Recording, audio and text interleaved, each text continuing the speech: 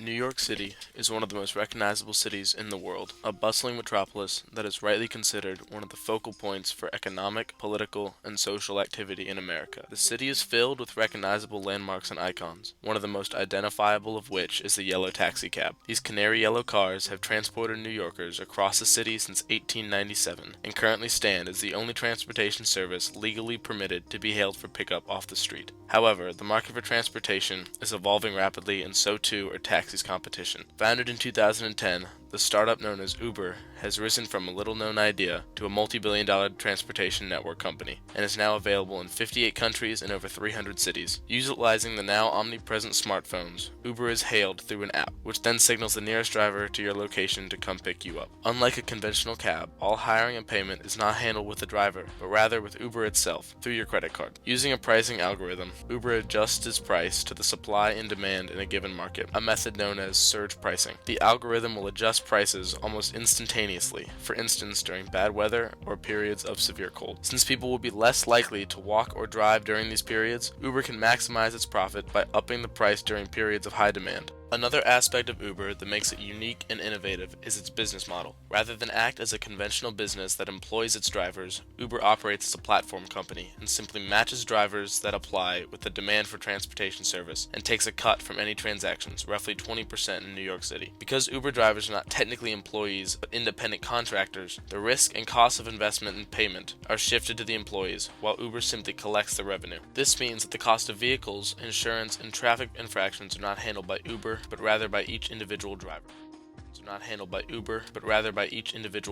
These innovations, both to technology and to the business plan, have allowed Uber to gain a strong foothold in the New York City market. Over the past year, Uber has seen its numbers of pickups rise from 2 million to 6 million, while yellow taxis have seen its numbers dip substantially, from 42 million to 38. Uber now accounts for 13% of all drivers in New York City, and has seen its annual revenue rise to a staggering $312 million a year, a 369% increase from the year before. This kind of growth is impressive, but simultaneously frightening to those who support the yellow taxi. What makes a yellow taxi unique is the taxi medallion, which is displayed on the outside of the car. This medallion, while seemingly innocuous, is the keystone around which the yellow taxi industry is built. The medallion gives taxis the right to be hailed down by anyone on the streets, and is thus what gives taxis their advantage over other transportation companies. These medallions are incredibly expensive and once peaked at a value of over $1 million each. To pay for these medallions, owners of taxi companies would buy and then lease them to drivers. To buy the medallions, owners would have to take out loans from a bank, similar to the loans taken out to pay for a mortgage. However, unlike a mortgage, owners cannot take out a large loan to pay off over a long period of time, and must instead take out a series of short loans which must be renewed. This was not an issue when the value of the medallions was trending upwards. However, since the dawn of Uber, the value of medallions has dropped sharply and is now currently at an average price of $650,000, over 40% decrease from their peak. Banks are now reluctant to give out new loans, and owners, unable to pay off the medallions, are forced to foreclose on the medallions, thus losing them as collateral. This is strangling any kind of growth in the taxi industry, as it reflects investors' future predictions of economic trends. Drivers, sensing that the market for taxis is not what it once was, are leaving the business, and many find themselves drawn to Uber due to the flexible hours and lack of cumbersome licenses and medallions. This effect is cyclical. The value of medallions, up until the dawn of Uber, have been steadily rising due to investment in the industry. However, once Uber burst onto the scene, there was a shift in investment, as investors saw new and better opportunities in the new platform. This loss of investment immediately caused a decrease in medallion price.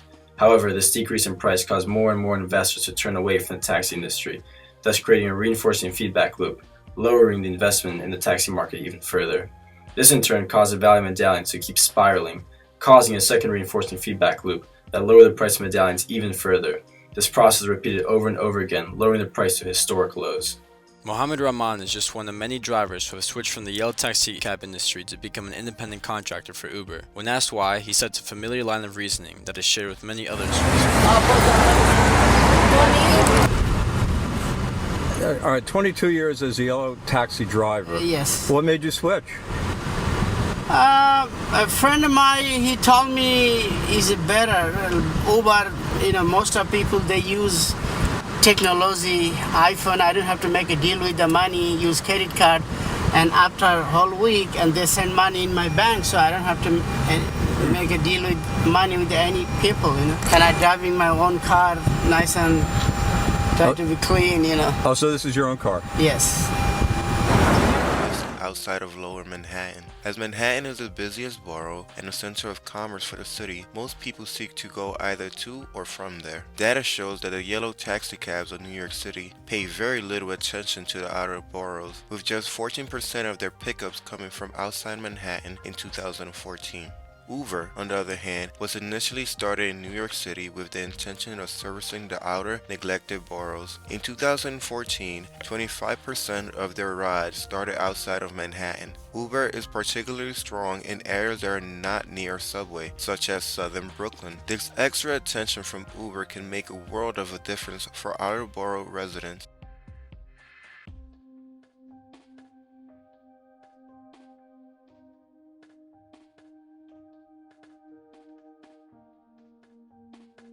Uber drivers do not have a specific route or pattern that they follow. This affords them the flexibility to be able to work in areas that they come from and are comfortable with, much to the benefit of the customers. Many outer borough customers, particularly those of color, believe that they are marginalized by taxi as a result of unfair prejudices. They think that taxi drivers believe them to be dangerous depending on neighborhood in which they live, or that they do not have enough money to pay the driver well. As taxi drivers are free to choose their customers, they can pick whoever they like, and thus the residents are subject to the driver's will. However, with Uber, the customer chooses the driver and then thus guaranteed a ride, regardless of any extenuating circumstances. You need to get to the night shift in the South Bronx. Get your baby to the doctor in Jamaica, Queens. And get to the airport from Sunset Park, Brooklyn. And while taxis often refuse people in minority neighborhoods, Uber's there, taking more people to and from communities outside Manhattan than anyone. But Mayor de Blasio is pushing the agenda of his big taxi donors to limit Uber cars and drivers. And vital service for thousands of New Yorkers may vanish. Tell Mayor de Blasio, don't strand New York. Regardless of the benefits to outer borough residents, the attitude toward Uber is a hostile one on the political front. Mayor Bill de Blasio is one of the more outspoken politicians that oppose Uber, and has cited numerous times that New York City has enough traffic as it is, and it does not need thousands of new cars on its streets daily. He recently pitched a proposal to cap the growth of Uber at 1% temporarily, or in other words, only 200 new cars for the next year. Uber and its army of lobbyists quickly rejected the notion, stating that Uber does not exasperate the traffic congestion in New York, and the opposition that they face stems not from traffic, but from Yellow Taxi, one of the wealthiest companies in the city and coincidentally one of Mayor de Blasio's largest campaign donors. The statistics appear to favor Uber's argument. When the mayor and his cabinet cite traffic congestion, they are not talking about traffic in the outer boroughs. The traffic congestion they refer to is that of Manhattan, the busiest and most congested of the boroughs, and the center for most of Uber and Yellow Taxi's business. From April to June 2014 to April to June 2015, Uber added 3.82 million trips in downtown Manhattan. Yellow Taxi, on the other hand, lost 3.83 million trips, leaving the combined number of pickups essentially unchanged at 39.36 million. Therefore, in the true areas of congestion in New York, Uber acts as a replacement for taxi rather than a supplement, and therefore does not add any additional traffic.